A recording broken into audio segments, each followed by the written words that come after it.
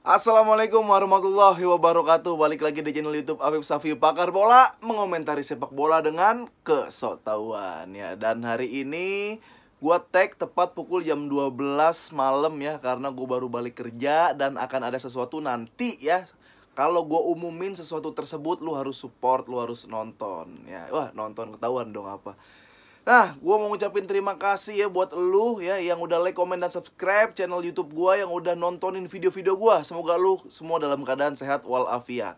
Dan hari ini gue akan membahas ya seputar dunia sepak bola, pastinya yang sangat menarik nih berita-berita. Ada 16 besar ya negara-negara yang lolos Euro.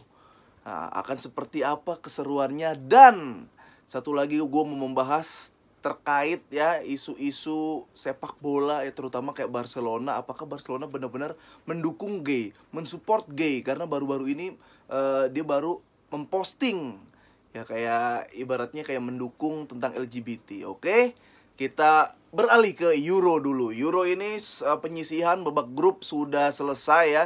Sudah ada negara-negara yang akhirnya lolos 16 besar.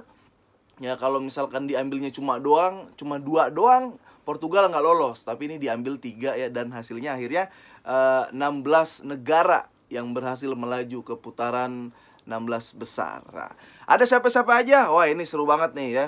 Akan kalau lu pasti udah tahu lah ya, ada Belgia ketemu Portugal, Italia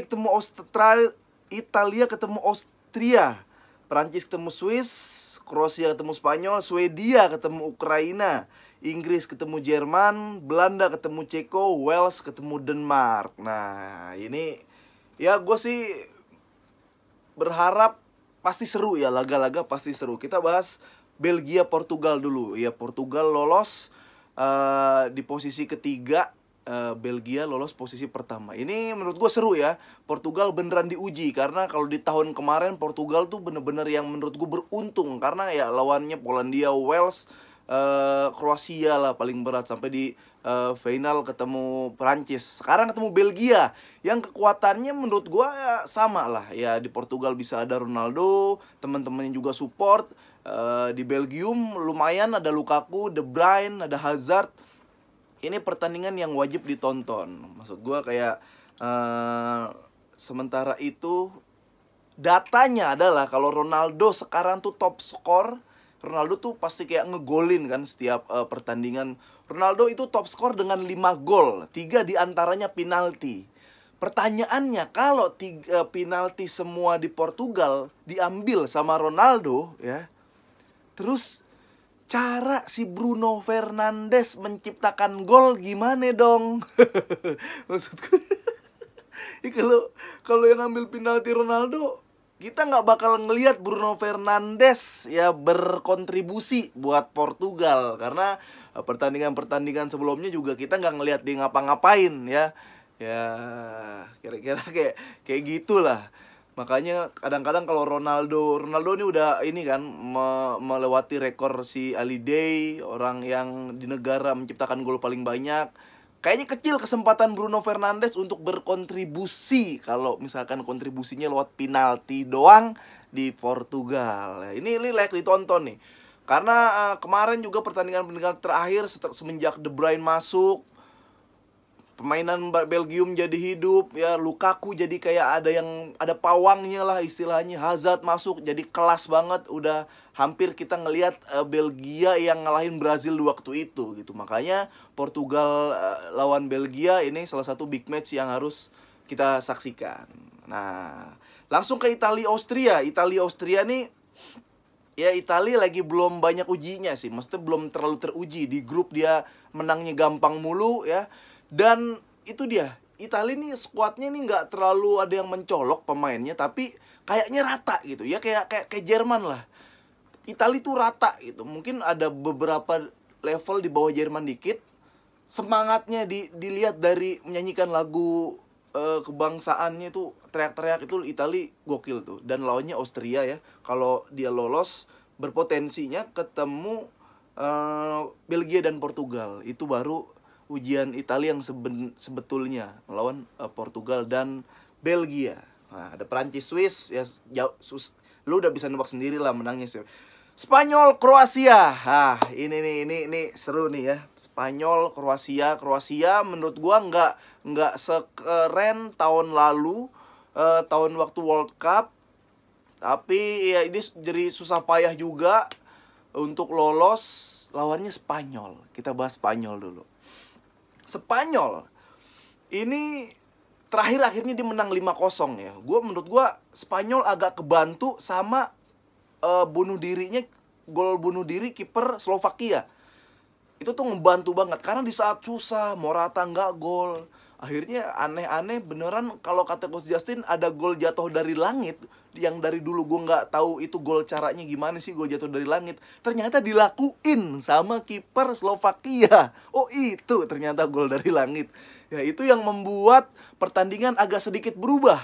Ya, gue sempet komen sih ke Luis Enrique di Twitter. Mudah-mudahan Luis Enrique nih ya, selain fashionnya yang berkembang, permainan Spanyol bisa dibikin berkembang juga gitu. Karena gue beranggapan pasti kalau lu Spanyol tetap pakai marwah Spanyol, lu tetap ideal dengan rasa-rasa Spanyol, agak berat di sepak bola ya di era zaman sekarang, dimana kalau udah bertahan full susah ditembus ya, lu nggak punya kunci, lu nggak punya striker yang ngotot, nggak punya gelandang yang kelas, selesai lu.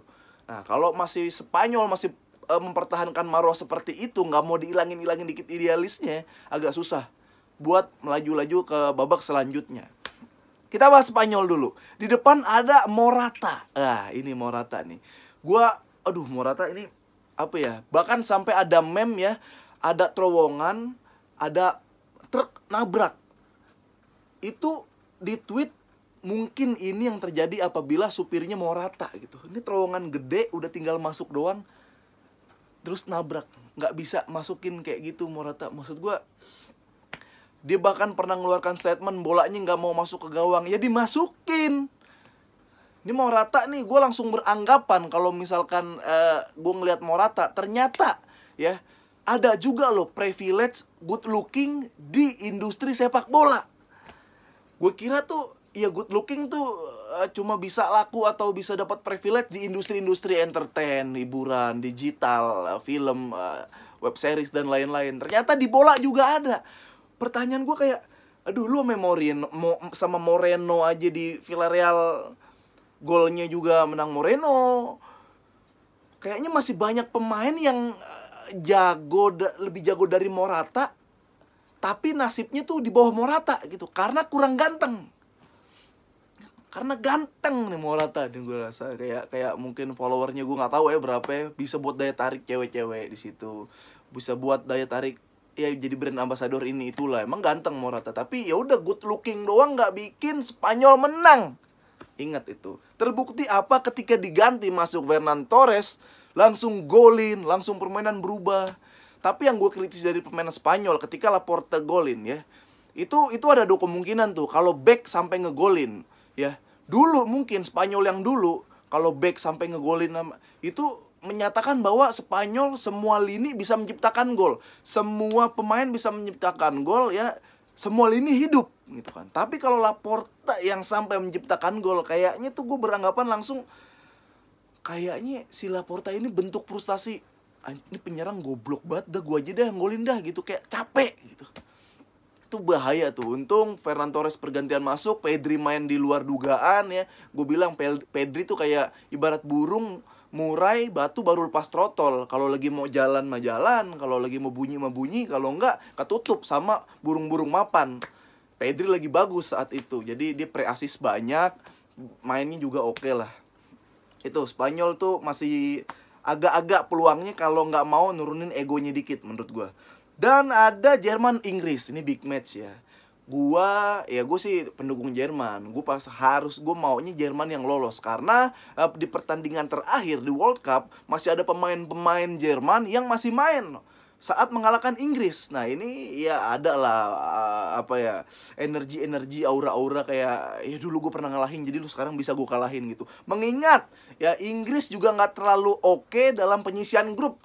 Ya karena dia menciptakan 2 gol dan dua-duanya Sterling ya, kalau nggak salah ya, Sterling. Jadi ya lu bisa ciptain gol yang banyak, mungkin ada pertandingan yang buat lu belajar defense, ada pertandingan yang buat ayo saatnya kita nyerang, kita coba-coba semua formasi, strategi, tapi hasilnya cuma 2 gol doang yang diciptakan Inggris.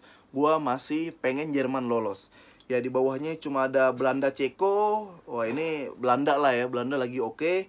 Denmark, Wales ini walaupun semifinalis tahun kemarin, hati-hati. Denmark ini seperti yang dikatakan tim dinamit ya, dia bisa meledak kapanpun yang dia mau. Dia masih ada juga efek dari Eriksen nih, kayak gue harus buat seneng Eriksen, gue harus buat seneng Denmark, ini masih ada. Dan 2 pertandingan terakhir Denmark luar biasa.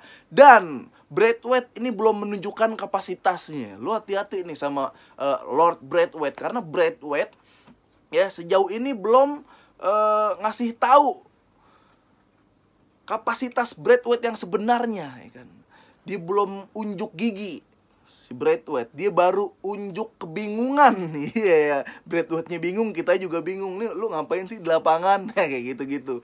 Jadi ya ini seru juga ya, maksud gue tim yang negara yang nggak terlalu wah dalam sepak bolanya, tapi kayaknya pas nih Wales sama si Denmark. Itu ya, kita nanti review. Gue nggak bisa review satu persatu pertandingan abis after match ya, gue kayaknya bener-bener lagi sibuk. Itu sementara gue kasih tahu komen di bawah ini jagoan lu siapa kira-kira, negara ini lawan negara ini siapa yang lolos. Nah, kasih tahu di sini. Kayaknya itu dulu deh. Jadi Barcelona yang support gay, kayaknya di next videonya gue udah nyiapin argumen-argumen yang kalau dibilang zaman sekarang daging semua gitu. Kayak lu, adalah kira-kira seperti itu. Jerman lolos, Portugal penalti sih ntar. Portugal kalah sama Belgium. Prancis lolos. Spanyol Kroasia, bisa Spanyol menang. Ya gue gak mau jadi dukun lah, kita lihat lagi nanti, kita review lagi ya, kita analisa lagi pertandingan-pertandingan Euro. Dan segini aja dulu video dari gue ya. Jaga kesehatan kalian ya. Like, komen, dan subscribe. Komen prediksi-prediksiin. Gak apa-apa lah jadi dukun. Yang penting kita ngobrol-ngobrol. Nah, apa yang nanti akan gue lakuin, ada sesuatu apa yang akan gue buat, nanti akan gue kasih tahu. Oke? Terima kasih. Assalamualaikum warahmatullahi wabarakatuh.